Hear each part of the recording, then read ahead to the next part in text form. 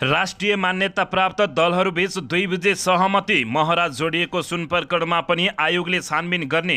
उपप्रधानमन्त्री खड्काले सदनमा सुनाए सुन तस्करीको छानबिनबारे भएको सहमति। 1 महिनादेखि अवरुद्ध प्रतिनिधि सभाको बैठक भयो सुचारू। शरणार्थी र ललिता निवास जग्गा प्रकरणमा छानबिन भइरहँदा प्रहरीको सरुवा शङ्कास्पद भएको राष्ट्रिय स्वतन्त्र पार्टीका सभापति रवि लामिछानेको भनाई। राप्रपा सांसदको परश्रम माधव कुमार नेपाल र डाक्टर बाबुराम भट्टराईलाई पक्राउ गरी हिरासतमा किन नराखेको।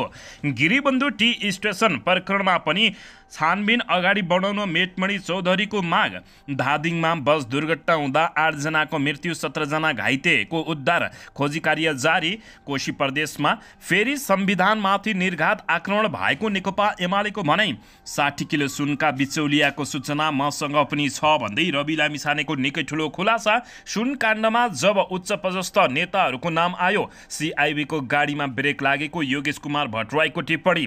कोशीका मुख्यमन्त्री थापाको विश्वासको मत विरुद्ध नेकपा एमालेले दियो सर्वोच्च अदालतमा रिट। प्रधानमन्त्री पुष्पकमल दाहाल प्रचण्डको पहल कदमीले सांसदको गतिरोध अन्त्य भएको उपप्रधानमन्त्री पूर्णबहादुर खड्काको टिप्पणी। 10 मध्ये 8 बैठक सत्तापक्षका कारण अवरुद्ध भएको दावी गर्दै योगेश कुमार भट्टराईले भने यो संसद एमालेलाई चाहिन्छ। नेप्से परिसूचक 29.47 अङ्कको वृद्धि हुँदा 1 अर्ब 51 करोड भरिको कारोबार कुन कम्पनीका लगानीकर्ताले कमाए त यसबारे सम्पूर्ण जानकारी।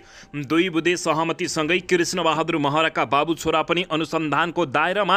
नेपाली खेलाडीहरूलाई पाकिस्तान क्रिकेट बोर्डले गर्यो स्वागत। 2 बुँदे ड्राफ्ट बारे केपी शर्मा ओली सुभाष चन्द्र नेमाङ बिल सर्वदलीय बैठकमै भयो भनाभन। पर्यटन मन्त्री सुधन किराँतीका बुवाको भयो निधन। कोशी प्रदेश विवादमा सर्वोच्च अदालतमा भोलि पेशी। नेकपा एमालेका नेतालाई सोझै मुख्यमन्त्री नियुक्त गर्न माग। ललित निवास जग्गा प्रकरणमा निर्णयकर्ताहरूलाई सुनपानी सर्किएर जोगाइएको रवि लामिछानेको भनाई। शीर्ष नेताहरूको बालुवाटारमा बसेर संविधान विरोधी निर्णय गर्ने शेखर कोइरालाको आरोप र गोरु काटेको घटनाबारे काङ्ग्रेसका सांसद भण्डारीद्वारा सरकारसँग जवाब माग। गिरिबन्धु टी स्टेट प्रकरणबारे केपी शर्मा ओलीले भने छानबिन जरुरी छैन, मन लागे गर्नु। महाकाली नदीको जलस्तर सतर्कता अपनाउन आग्रह। लोड सेडिङ अन्त्यदेखि ऊर्जा क्षेत्रको विकासमा प्रधानमन्त्री प्रचण्डको निकै योग्यता भएको र निकै राम्रो काम गरेको कुलमान घिसिङको भनाई। कोशी प्रदेशमा अदालतले सच्याएको निर्णयलाई सत्तापक्षले अटेरी गरेको डाक्टर शेखर कोइरालाको भनाई। ललित निवास जग्गा प्रकरणमा राजनीतिक दाउपेच, मुख्य निर्णयकर्तालाई बचाएर अभियोजन पत्र बुझाइयो। अब हेर्नुहोस् पुरा समाचार।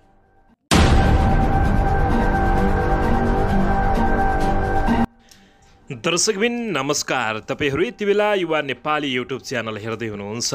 दर्शकबिन यदि हाम्रो च्यानल युवा नेपालीसँग अझै पनि सब्सक्राइब गरेर जोडिनु भएको छैन भने सब्सक्राइब गरी जोडिनुहोला। साथमै सँगै रहेको बेल आइकनलाई दबाउन पनि नभुल्नुहोला।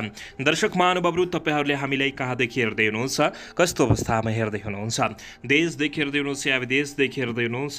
दर्शकबिन यदि तपाईहरूले हामीलाई रेगुलर हेर्नुहुन्छ भने रेगुलर र पहिलोपटक हेर्दै हुनुहुन्छ भने पहिलोपटक पनि कमेन्ट बक्समा गई कमेन्ट गर्न नभुल्नुहोला। दर्शकबिन अन्ततः राष्ट्रिय मान्यता प्राप्त दलहरूबीच सुन तस्करी प्रकरणको छानबिनका लागि असोज 5 गते आयोग गठन गर्ने सहमति भएको छ। आज प्रधानमन्त्री कार्यालय सिंहदरबारमा बसेको 7 दलको बैठकले 2 बुँदे सहमति गरेका हुन्। यो सँगै साउन 10 गतेबाट अवरुद्ध सांसद पनि सुचारू भएको छ। सांसदको बैठक आज 3 बजे बसेको छ। दलहरूले गरेको सहमतिमा गठन भएको आयोगले माओवादी केन्द्रका नेता कृष्णबहादुर महराको नाम जोडिएको भेब सुन तस्करी प्रकरणमा पनि छानबिन गर्ने भएको छ। सहमति पत्रमा नेपाली काङ्ग्रेसका प्रमुख सचेतक रमेश लेखक, नेकपा एमालेका प्रमुख सचेतक पदम गिरी, माओवादी केन्द्रका मुख्य सचेतक हितराज पाण्डे, राष्ट्रिय स्वतन्त्र पार्टीका प्रमुख सचेतक सन्तोष परिवारले हस्ताक्षर गरेका छन्। यस्तै राष्ट्रिय प्रजातन्त्र पार्टीका प्रमुख सचेतक ज्ञानबहादुर शाही, ज्ञानेन्द्र शाही, जनता समाजवादी पार्टीका प्रमुख सचेतक प्रदीप यादव र जनमत पार्टी प्रमुख सचेतक अब्दुल खानले पनि हस्ताक्षर गरेका छन्। मिति 2080 साल साउन 2 गते विदेशबाट अवैध ढङ्गले पैठरी तस्करी गरिएको सुन त्रिभुवन अन्तर्राष्ट्रिय विमानस्थलबाट बाहिरी लगिएको अवस्थामा राजस्व अनुसन्धान विभागमा पक्राउ परेको थियो। उक्त विषयमा नेपाल प्रहरीको केन्द्रीय अनुसन्धान ब्युरो सिआइबीले अनुसन्धान छानबिन गरिरहेको सर्वविदितै छ।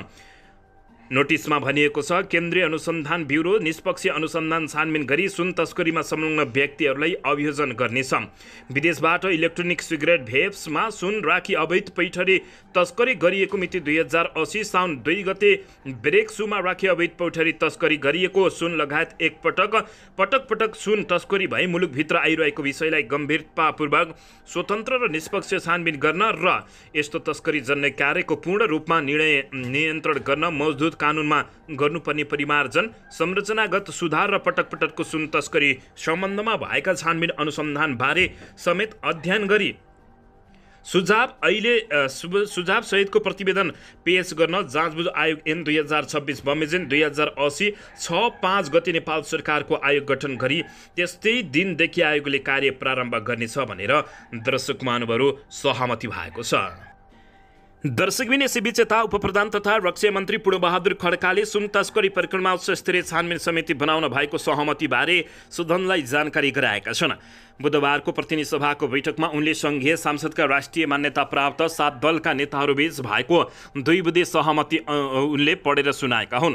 साउन 2 गते विदेशबाट अवैध ढङ्गले तस्करी गरिएको सुन त्रिभुवन अन्तर्राष्ट्रिय विमानस्थलबाट बाहिरिएको अवस्थामा राजस्व अनुसन्धान विभागबाट बरामद भएको थियो।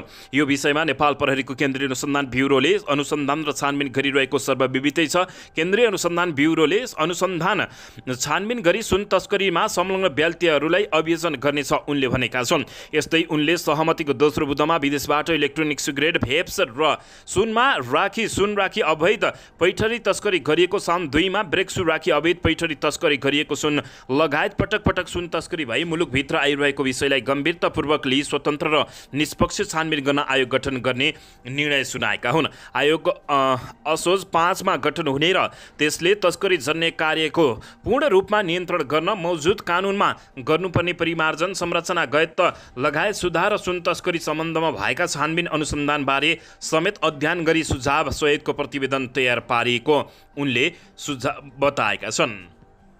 दर्शकबिन यसैबीच यता करिब 1 महिनादेखि अवरुद्ध प्रतिनिधि सभाको बैठक आजबाट सुचारू भएको छ। सुन तस्करी छानबिनका लागि उच्च स्तरीय जाँचबुझ आयोग बनाउन राष्ट्रिय मान्यता प्राप्त 7 दलबीच औपचारिक सहमति भएसँगै प्रतिनिधि सभाको बैठक सुचारू भएको हो। प्रमुख प्रतिपक्षी दल नेकपा एमाले पछिल्लो समय सुन तस्करी छानबिनका लागि उच्चस्तरीय छानबिन आयोग नबनेसम्म सांसद बैठक चल्न नदिने अडान लिएपछि सङ्घीय सांसदको दुवै सदनको बैठक गत साउन 10 गते अवरुद्ध हुँदै आएको थियो। तर बुधबार दलहरूबीच 2 बुँदे सहमति भएसँगै बैठक सुचारू भएको हो। अहिले उपप्रधानमन्त्री तथा रक्षा मन्त्री पूर्णबहादुर खड्काले सम्बोधन गरेका थिए। प्रधानमन्त्री पुष्पकमल दाहाल प्रचण्डको पहल कदमीमा सांसदको अवरोध हटेको उनले बताएका छन्। दर्शक महानुभावहरू यता भने शरणार्थी प्रकरण र ललिता निवास जग्गा प्रकरणमा छानबिन भइरहँदा प्रहरीको सरुवा शङ्कास्पद रहेको राष्ट्रिय स्वतन्त्र पार्टीका सभापति रवि लामिछानेले बताएका छन्। दर्शकबिन यस्तै बीच राष्ट्रिय स्वतन्त्र पार्टीका सभापति रवि लामिछानेले करिब 1 महिना सांसदमा भएको अवरोधबारे प्रश्न उठाएका छन्। बुधबार बसेको प्रतिनिधि सभाको विशेष समयमा बोल्ने क्रममा उनले रासपाका सभापति लामिछानेले सांसद बन्द गराएको बारेमा प्रश्न उठाएका हुन्। यतिका दिनसम्म सांसद किन बन्द गरियो, कसले बन्द गराए, उनले जवाब माग्दै सोधे। रवि लामिछानेले अब सांसदमा अवरोध नगरी सार्वजनिक महत्त्वका विषय, सङ्कटग्रस्त अर्थतन्त्र, निजामती र शिक्षा ऐनमा छलफल हुनुपर्ने बताएका छन्। लामिछानेले नक्कली भुटानी शरणार्थी प्रकरण र बालुवाटारको ललिता निवास जग्गा हिनामिना प्रकरणमा छानबिन भइरहँदा प्रहरी अधिकारीहरूको सरुवा हुनु गम्भीर शङ्काको विषय भएको बताएका छन्। दर्शक महानुभावहरू यता भने राप्रपाका सांसद ज्ञानेन्द्र बहादुर साईले माधव कुमार नेपाल र डाक्टर बाबुराम भट्टराईलाई किन हिरासतमा नलिएको, पक्राउ किन नगरेको भन्दै प्रश्न उठाएका छन्। दर्शकबिन राष्ट्रिय प्रजातन्त्र पार्टी राप्रपाका सांसद ज्ञानेन्द्र बहादुर साईले पूर्व प्रधानमन्त्री 2 माधव कुमार नेपाल र डाक्टर बाबुराम भट्टराईलाई पक्राउ नगरेको भन्दै आपत्ति जनाएका छन्। सरकारको आलोचना गरेका हुन्। बुधबार सांसद बैठकमा बोल्दै उनले देशमा 2वटा कानुन बनाउन नपाइने बताएका हुन्। उनले प्रहरीको केन्द्रीय अनुसन्धान ब्युरोले किन माधव कुमार नेपाल र डाक्टर बाबुराम भट्टराईलाई पक्राउ नगरेको भन्दै गृहमन्त्रीलाई प्रश्न गरेका छन्। म प्रधानमन्त्री र गृहमन्त्रीज्यूलाई सोध्न चाहन्छु, पूर्व प्रधानमन्त्रीलाई पक्राउ नगरी हिरासतमा राखेर अनुसन्धान किन नगरेको? देशमा दुईवटा कानुन राख्न पाइँदैन, यो देशमा दुईवटा कानुन बनाइयो भने सडकमा आन्दोलन हुन्छ, उनले चेतावनी दिएका छन्। उनले कानुन सबैका लागि बराबर भएको भन्दै नेता र जनतालाई भेदभाव गर्न नपाइने बताएका छन्। एउटा ठुलालाई कुनै कानुनै नलाग्ने, प्रहरीको हिरासतमा जाँदै नजाने, जनतालाई चाहिँ गल्ती नगरे पनि कान समाएर उफ्राउँदै दौडाउँदै लगेर जेलमा हाल्ने काम भइरहेको छ। यस्तो किन हुँदैछ? सरकारले जवाब दियोस्। राप्रपाका सांसद ज्ञानेन्द्र बहादुर स्वाईले यस्तो बताएका हुन्। दर्शकबिन यसैबीच यता नेकपा एकीकृत समाजवादी पार्टीका सांसद मेटमणि चौधरीले गिरिबन्धु टी इस्टेटको जग्गा प्रकरणको पनि छानबिन अगाडि बढाउन संसार सरकारको ध्यान आकर्षण गराएका छन्। प्रतिनिधि सभाको आजको बैठकमा आकस्मिक समयमा बोल्दै चौधरीले सत्तामा भएका वा सत्ता बाहिर रहेका जोसुकै अपराधीहरूलाई कानुनको दायरामा उनले ल्याउन माग गरेका छन्। सरकारले भ्रष्टाचारीहरूलाई समाजमा चिनाउन र कानुनी कारबाहीका दायरामा जुन काम गरिरहेको छ त्यसको म स्वागत गर्दछु। चौधरीले भने सुन प्रकरणमा ललिता निवास जग्गा प्रकरण, नक्कली भुटानी शरणार्थी प्रकरणमा जस्तै सरकारले गिरिबन्धु टी स्टेट यति ओम्नी लगायतका भ्रष्टाचारका प्रकरण पनि छानबिनमा ल्याउनु पर्दछ। उनले भने अपराधी जोसुकै भए पनि सबैको बीचमा चिनाउन र कानुनको दायरामा ल्याउन सरकारले खुट्टा नकमाउन हुने समेत बताएका छन्। दर्शकबिन गिरिबन्धु टी स्टेट प्रकरणमा नेकपा एमालेका अध्यक्ष केपी शर्मा ओलीको संलग्नता रहेको भन्दै निकै ठुलो खुलासा भएको छ। दर्शकबिन यसैबीच यता धादिङमा बस दुर्घटना हुँदा 8 जनाको मृत्यु भएको छ। 17 जनाको उद्धार गरी खोजी कार्य यति बेला जारी भएको छ। धादिङको गजुरी गाउँपालिका 2 40 स्थित छहरामा भएको बस दुर्घटनामा परि 8 जनाको मृत्यु भएको छ। काठमाडौँबाट पोखरा हुँदै म्याग्दीको बेनीतर्फ जाँदै गरेको प्रदेश नम्बर 301-005 ख 9952 नम्बरको बस अनियन्त्रित भई सडकबाट त्रिशुली नदीमा खसेको थियो। उद्धारमा खटिएका स्थानीयवासीका अनुसार मृत्यु हुनेमा एक बालिका र एक महिला सहित 8 जना रहेका छन्। जिल्ला प्रहरी कार्यालय धादिङका प्रहरी उपरीक्षक गौतम मिश्रका अनुसार बसमा सवार मध्ये 17 जना घाइते रहेका छन्। उद्धार गरिएकाहरू मध्ये 13 जनालाई उपचारका लागि काठमाडौँ पठाइएको छ भने 4 जनाको गजुरी सामुदायिक अस्पतालमा उपचार भइरहेको छ। बस नदीमा डुबेकाले यात्रु डुबेको या खोलाले बगाएको आशंकामा गोताखोरको टोली थप यात्रु खोजी गरिरहेको बताइएको छ। उद्धारमा नेपाली सेना, नेपाल प्रहरी, सशस्त्र प्रहरी बल, स्थानीय बासिन्दा खटिएका छन्। साँगुडो सडकमा ओभरटेक गर्न खोज्दा अनियन्त्रित भएर बस खसेको प्रारम्भिक अनुमान गरिएको छ। तर दुर्घटनाको कारण अनुसन्धान भइरहेको प्रहरीले जानकारी दिएको छ। दर्शकबिन यसैबीच यता कोशी प्रदेशका मुख्यमन्त्री उद्धव थापाले प्रदेश सभाबाट विश्वासको मत लिने क्रममा संविधानमाथि आक्रमण भएको भन्दै नेकपा एमाले आपत्ति जनाएको छ। प्रतिनिधि सभाको बुधबारको बैठकमा नेकपा एमालेका सचिव तथा सांसद योगेश कुमार भट्टराईले कोशी प्रदेश सभाको अध्यक्षता गरिरहेका सांसदले सरकारलाई विश्वासको मत दिएर संविधानको व्यवस्था उल्लङ्घन गरिएको बताएका छन्। कोशी प्रदेश सभाको सोमबारको बैठकमा अध्यक्षता गरिरहेका कोशी सांसद इस्रायल मन्सुरीले मुख्यमन्त्री थापालाई विश्वासको मत दिएका थिए। सो विषयको नेकपा एमाले आपत्ति जनाएको छ। कोशी प्रदेशमा फेरि अर्को संविधानमाथि निर्घात आक्रमण भएको छ। केही दिन अगाडि सभामुख जस्तो स्वतन्त्र तटस्थ बस्नुपर्ने पदको व्यक्तिलाई हस्ताक्षर गरेर सरकार बनाउने काम भयो। अदालतले त्यसलाई असंवैधानिक भन्यो। फेरि सभामुखको आसनमा बसेको व्यक्तिले बराबर मत भयो भने निर्णायक मत दिने हो। आफै सभामुखको कुर्सीमा बसेर अन्तिम अवस्थामा मतदान गर्न जानु संविधानको ठाडो हस्तक्षेप हो। उनले भने त्यसको नेकपा एमाले निन्दा र भर्त्सना गर्दछ। यो संविधान हामीले बनाएका हौँ, यसको रक्षा सम्वर्धन र यसलाई अगाडि बढाउने दायित्व पनि हाम्रै हो। सांसद भट्टराईले कोशी प्रदेश सरकारले विश्वासको मत लिने क्रममा निन्दनीय काम भएको बताउँदै उनले भने कोशी प्रदेश सभामा जे खालका गतिविधि भए यो नेपालको इतिहासमा निन्दनीय घटना भएको बताएका छन्। दर्शकबिन यसैबीच कोशी प्रदेशका मुख्यमन्त्री उद्धव थापाले विश्वासको मत लिँदा भएको विवादको विषय सम्बन्धी रिट सर्वोच्च अदालतमा दर्ता भएको छ।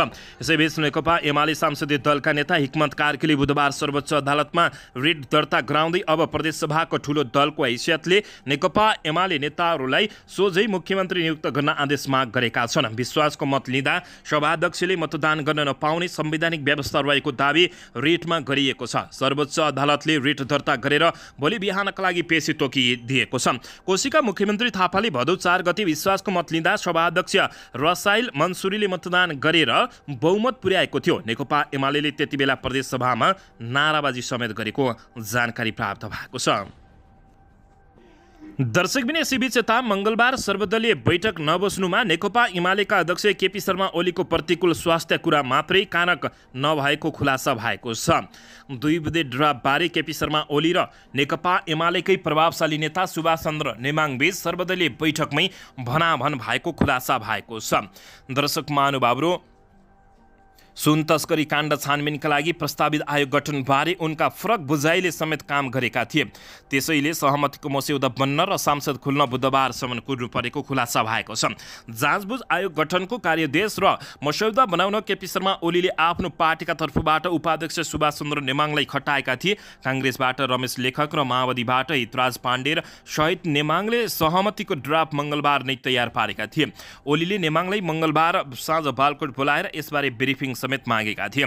बुधबार 11 बजी सिंहदरबारमा डाकिएको सर्वदलीय बैठकमा भने केपी शर्मा ओली र सुभाष चन्द्र नेमाङको सहृदयतामा केही तलमाथि परेको प्रश्न देखिएको हो। सर्वदलीय बैठकमा सहभागी एक नेताका अनुसार नेकपा एमाले अध्यक्ष केपी शर्मा ओली 2 बुँदे सहमतिको ड्राफ्टलाई लिएर नेमाङसँगको सामान्य भनाभन परेको हो। के लेख्या यस्तै हुन्छ सहमतिको ड्राफ्ट? केपी शर्मा ओलीले सबैका सामु नेमाङतिर हेर्दै भने, लेख्न त नेपालीमै लेख्या हो, अलि भाषा सिकाउनु पर्ने जस्तो छ। उनले भने केपी शर्मा ओलीको प्रस्तुतिले बैठकमा असहजता छाएको थियो। नेमाङले पनि आफ्नो दलका अध्यक्षको प्रस्तुतिसँग सङ्कोच माने। उनले ओलीतिर नहेरिकन जवाफ फर्काए। लेख्नुपर्ने कुरा त्यही लेखेको छ, भाषाको ज्ञान हुनेहरूले आफै बुझ्नुपर्ने हो। केपी शर्मा ओलीले 2 बुँदे सहमतिको कुन शब्द वा प्रसङ्गमा चित्त नबुझाएका हुन् भन्ने कुरा बैठकका सहभागीहरूले खुलाएनन्। बैठकले सुन काण्डको छानबिन गर्न आयोगमा जाँचबुझ आयोग बनाउने लगायतमा सहमति गरेको बताइएको छ। दर्शक महानुभावहरू, यसैबीच यता राष्ट्रिय स्वतन्त्र पार्टीका सभापति रवि लामिछानेले 60 किलो सुनका बिचौलियाको सूचना मसँग पनि छ भनेर निकै ठुलो खुलासा गरेका छन्। स्वतन्त्र पार्टीका सभापति लामिछानेले 60 किलोभन्दा बढी सुन प्रकरणमा केही बिचौलियाको सूचना आफूसँग पनि रहेको बताएका छन्। सरकारको बहालवाला महानिर्देशक नै अहिले समातिएका अभियुक्तसँग सम्पर्कमा रहेको लामिछानेले बताएका हुन्। सरकारका एक बहालवाला महानिर्देशकले सुन आएको कुराको जानकारी अहिले समातिएका दावा नाम गरेका व्यक्तिलाई दिएका छन्। प्रतिनिधि सभाको बुधबारको बैठकमा बोल्दै उनले भने ती महानिर्देशकले फोटो समेत पठाएको जानकारी इमान्दारकै देशभक्त प्रहरीले विश्वास गरेर मलाई दिएका छन्। म तिनलाई सलाम गर्न चाहन्छु जसले देशलाई माया गरेर यो सूचना दिएका छन्। यसमा संलग्न केही बिचौलियाहरूको जानकारी आफूलाई पनि भएको र यसको सूचना सम्बन्धित निकायलाई अवश्य पनि गराउने उनले बताएका छन्। यसको समाचार लुकाउनुको निमित्त लामो समयदेखि पत्रकारिता गरिरहेका मानिस समेत संलग्न छन्। पूर्व प्रहरी प्रमुखको पनि कुराकानी दावा लामासँग भएको कुरा सूचना प्राप्त भएको छ। म यसमा गृहमन्त्रीज्यू प्रधानमन्त्रीको ध्यान आकर्षण गराउन चाहन्छु। सांसद रवि लामिछानेले भने सिआइबीको अनुसन्धानलाई विश्वास नगर्ने भन्ने कुरै नहुने उनले बताएका छन्। तर सिआइबीको अनुसन्धान प्रभावित हुने हो कि भन्ने आशंका रहेको बताउँदै शङ्का सिआइबी प्रति होइन, हाम्रो संयन्त्रप्रति हो जसले बारम्बार दोषी उम्काउन भूमिका खेल्दै आएका छन्, राष्ट्रिय स्वतन्त्र पार्टीका सभापति रवि लामिछानेले बताएका हुन्। दर्शकबिन यता सुनकाण्डमा जब उच्च पदस्थ नेताहरूको नाम आयो, सिआइबीको गाडीमा ब्रेक लागेको नेकपा एमालेका नेता तथा सचिव योगेश कुमार भट्टराईले बताएका छन्।